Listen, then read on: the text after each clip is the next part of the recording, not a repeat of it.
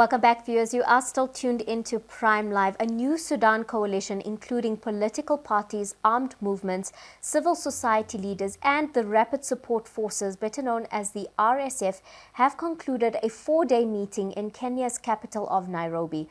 The historic conference was to sign a founding charter to establish a parallel peace and unity government. The Sudan conflict has gone on for nearly 2 years, during thousands have been killed and millions have been displaced. We are joined this evening by Dr. Abdel Kareem el Goni, who is literally touched down just this evening in Johannesburg, and is speaking to us from the OR Tambo International Airport, where he has just returned from his meeting. Assalamu alaikum, and thank you for joining us on Prime Live. Now, I just want to start off our conversation by saying thank you so much for your time. I know that you've just touched down in Johannesburg, but to start off our conversation this evening, would you say, in your opinion and from your experience, do you feel that the conference was successful, and has an agreement been signed in Nairobi? Yes, I was at the conference in Nairobi. We are trying to create a new government in Sudan that can help feed people and create some stability and provide services like opening schools and other services, like hospitals also. Absolutely. Now, we know the need is very great for Sudan to be running and functionally, especially because the citizens have endured so much over the last 2 years. So this is, of course, very, very good news indeed. But currently, we have seen that people have started to return home as the Sudan army retakes the territory. But would you say that there is now a lot of hope and a lot of positivity to look forward to in the future when it comes to an end to this conflict? See, we are always looking for hope. We don't have anything other than hope. The war has been ravaging the Sudanese for more than 20 months now, and we have tried everything. We have tried negotiations. We have tried people to look into the poor situation of the people. Millions are displaced. Millions are refugees in other countries, and the army is refusing completely to stop the war. Although one of the two parties, which is the Rapid Support Forces, have accepted to stop fighting, but the army is insisting not to stop fighting. And in that situation, while the war, actually one army general said, we are going to fight for 100 years. And if this war is going to go for 100 years, we have no alternative other than creating a window of peace for people to have a life. Absolutely. I think it's incredibly important, the steps that are now being taken to ensure peace and prosperity in Sudan. I think the people have endured way too much and have suffered for way too long for this to be continuing on. But what do you feel is the main reason that has brought about this kind of conversation between the Rapid Support Forces and the Sudanese civil society groups? What do you think pushed the narrative forward for these conversations to start happening?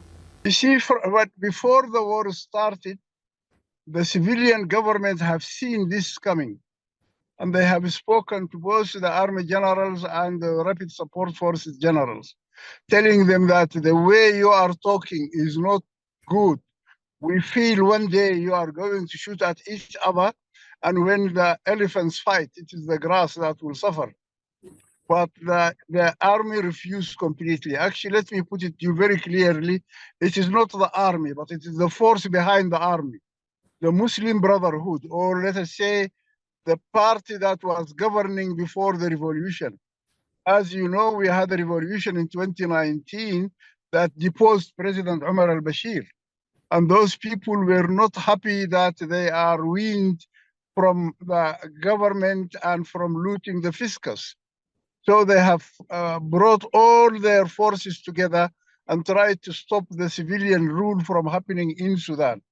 So when the war started, the civilians also continued in the same route, asking both parties, please, can you stop fighting each other? And they agreed, and we took them to Jeddah, where they had an agreement. But in that agreement, it is said that the government must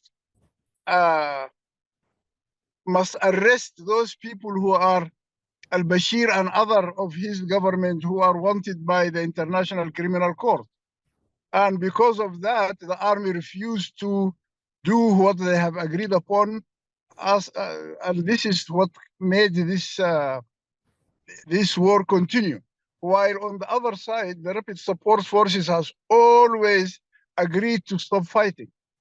And now, as they have agreed to stop fighting, they signed an agreement with Abdullah Hamdok, who is the previous prime minister. And because of that, we felt that let us start where there is a possibility for peace and start doing something.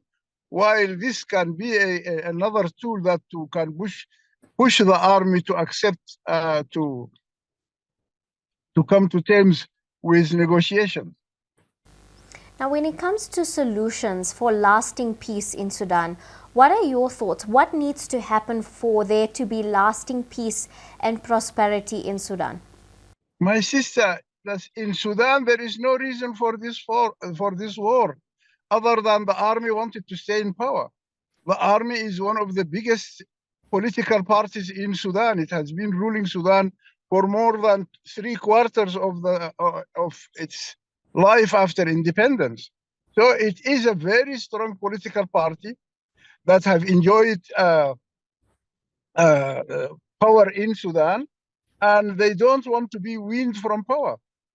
You see, if you look at what is happening in Palestine, in Gaza, there is a reason for that war.